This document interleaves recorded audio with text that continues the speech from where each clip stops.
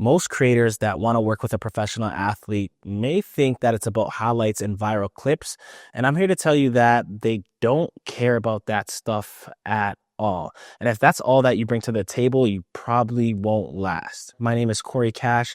I've been a videographer for the last 9 years. And for the last 2 years, I've been Dylan Brooks' personal videographer, photographer, and brand strategist. So I've been wanting to make this video because I have so many videographers that come up to me and ask like, yo, how's it working for a professional athlete? How's it working with Dylan specifically? And there's just a lot of information that I feel I can give to videographers like yourself to potentially work with a professional athlete in the future. I was doing some brainstorming and I was just thinking about like, what is the reality of working with a professional athlete? And I came up with 5 realities that I'm going to share with you. Number 1 is they do not care about highlights. Although you do shoot at the games and you're filming highlights, you're filming the reaction, you're getting a lot of for me, it's like a lot of Dylan's basketball clips. It's not valued because the Suns already have a media team of, I don't know, maybe 6 or 7 that's working constantly, pumping out clips like expeditiously fast. So for you to compete with that, you're almost wasting your time, to be honest with you. That's why when I look at the Suns media team, first of all those guys that I met, number 1, they're quick because they edit it super fast. And number 2 is that they have like 6 camera angles going at once. So to compete with your one camera angle I just don't see a real point to that. And because the players already have that service with their own media team, it's just not something that they care about. My bad for interrupting this video. I just wanted to let you know I created a new sports LUT pack that will take your color grade from looking okay to looking like, hey, this should be on Netflix. This should be in the starting 5. The link is in the description. Check it out. I hope you guys enjoy the rest of the video. Now, the key thing, I said highlights they don't really care about. Their narrative and how they're perceived to the world by their control, that's very different. And that's where I have a lot of value. And that's where that kind of puts me in a league, or people like me, we're like in a league of our own because we get the behind the scenes stuff. We hang out. So sometimes I pop out my camera. We get the stuff that where corporate can't necessarily see, and that's the stuff that fans and their fan base want to see, like on YouTube vlogs or on their social media. So that's where we become valuable. Highlights, commodity. Narrative, very essential. So when I'm filming Dylan, I'm always thinking about, okay, what can't any other media team get that I can? And that becomes my challenge. That becomes like my drive to pushing out, content that's very meaningful. Like, for example, sometimes on his rides to practice or on his rides to games, I'll pop out my camera and just have him, when he's listening to his music, and I'm just there, like just literally recording him listening to his game day playlist on the way to a game. And that right there is something that only I can get. So that's where, again, I become a lot more valuable. Reality 2, boundaries are your currency. Listen, if a professional player or any player has you work closely with them, you are going to hear a lot of personal information that you have to have a ton of discernment to, to figure out, or to, I guess, discern whether this is good for the public, this content is good for the public, or where this is just a private conversation that all of us have. Once you cross that boundary of trust when it comes to players' personal content, you may be gone forever, just to be honest. So boundaries are very, very, very important, because at the end of the day, especially professional athletes, the camera is on them 24/7, not 24/7, but the camera is on them all the time. So the few times that they get genuine moments with their friends and their family, not everything that is recorded has to go out there. Some, they do value their privacy as well. For me personally, because I grew up with Dylan, I already know what's off limits. But if you're working with an athlete that you don't know them as well and you don't have like a long history, then you ask, don't be afraid to ask what is off limits, because you don't want to just go thinking, hey, yeah, I think this is okay. You put it out there and then they're pissed because, like I said, that can tarnish the relationship forever. Reality number 3, this job is multi-dimensional. Like I said earlier, the players, they don't care about highlights. They get those highlights from their professional teams like no tomorrow, and they're shooting it better. They shoot it, I don't want to say necessarily better, but they have 6 players filming one game, so to compete against that is pointless. Obviously, this is all my opinion, and what I think professional athletes care about is, 1, getting better at their craft, at their sport, and 2, making more money. Well, I thought about that and I was like, well, I'm not a basketball trainer. So I won't be contributing to getting them better. But making more money now, that's a little bit different, because with professional athletes comes brand deals and all different types of opportunities, which I can be a part of. So now I think of myself as a brand operator, a brand strategist. I don't only think of myself as a videographer. Now I'm thinking, okay, what type of content can attract brands? My bad for interrupting this video. I just wanted to let you know I created a new sports luck pack that will take your color grade from looking okay to looking like, hey, this should be on Netflix. This should be in the starting 5. The link is in the description. Check it out. I hope you guys enjoy the rest of the video.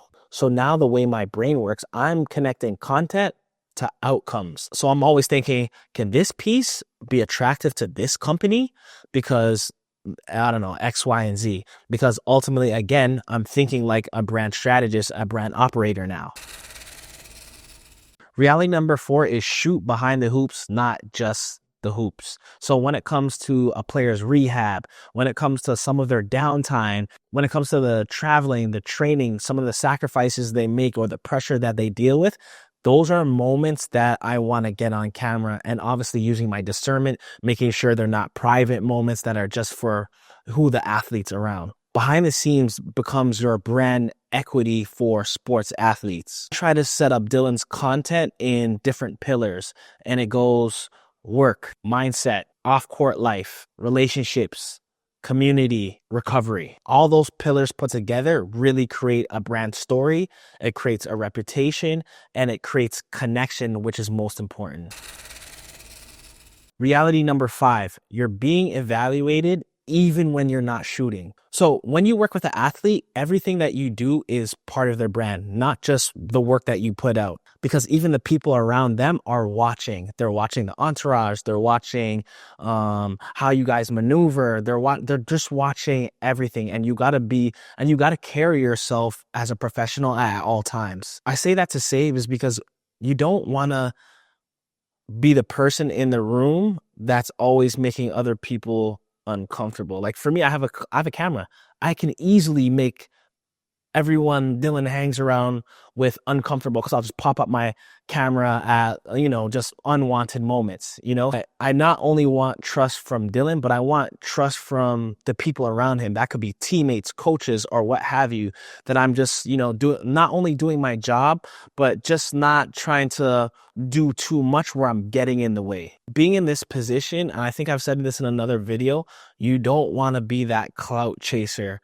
You want to do your job, do it well, and keep it moving. When you become that clout chaser, especially athletes, they can sense that right away, because you can imagine how many people are not only like asking them for things, like they have so many obligations that when you start clout chasing, that becomes untrustworthy energy, and you always want to be mindful of that you're not only being genuine, but just doing your job and not doing too much. A mental checklist that I have for myself is no oversharing behind the scenes, no posting reckless opinions. I'm not like this anyway, but never clout chasing, never break the confidence of the person that you're working with, and don't blur professional boundaries.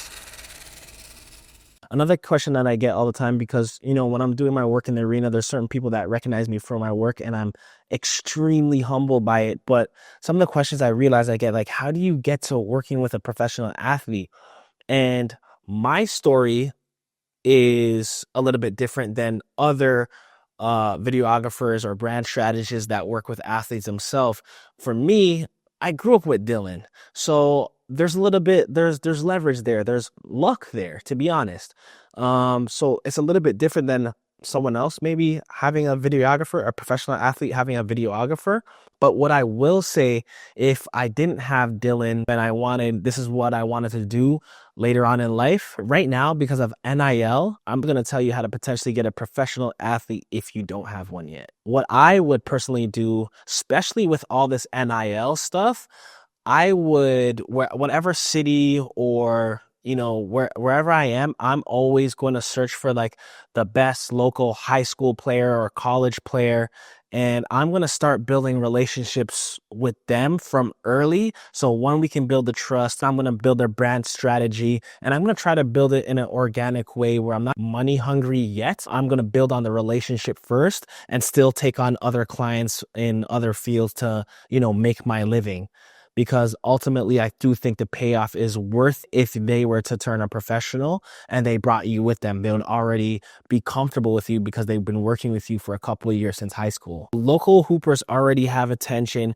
Parents want exposure for their kids, and coaches care about reputation. So I think starting at the grassroots, or like I said, the high school level or college level of that local player or players, that have a buzz, I think that's where I would start if I didn't have a professional athlete, and start building those relationships. And for the college and university athletes, now they're getting essentially paid to be recruited to schools.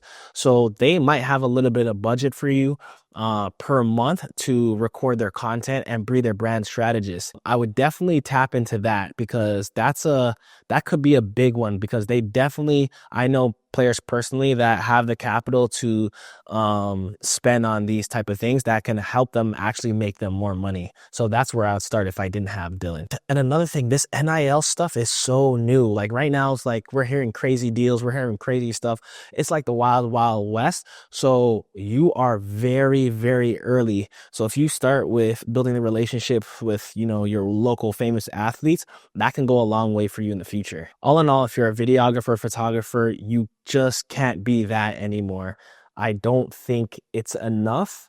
We have to be hybrids. My bad for interrupting this video. I just wanted to let you know I created a new sports luck pack that will take your color grade from looking okay to looking like, hey, this should be on Netflix. This should be in the starting 5. The link is in the description.